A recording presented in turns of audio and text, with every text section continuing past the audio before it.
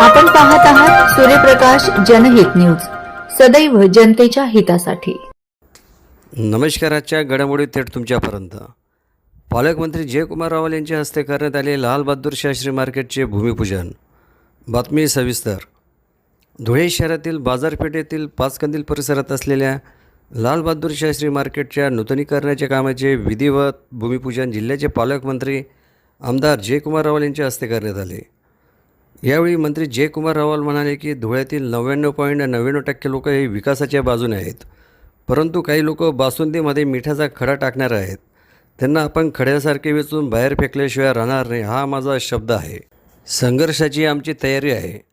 तुम्ही जर छत्रपती शिवाजी महाराजांचा पुतळा मोडण्याचा प्रयत्न करत असतील तर शाहिस्तेखानाची औलाद्यांनो तुमचे बोटे छाटल्याशिवाय राहणार नाही आणि हिंदू देवी देवतांच्या मंदिरासह विकास कामांना विरोध करणाऱ्यांना आडवे करू, असा सज्जड दम जिल्ह्याचे पालकमंत्री आमदार जयकुमार रावल यांनी विरोधकांना दिला। सूर्यप्रकाश जनहित news, bureau report Suresh Bagul, Dhule. आपण पाहत आहात सूर्यप्रकाश जनहित न्यूज, सदैव जनतेच्या हितासाठी।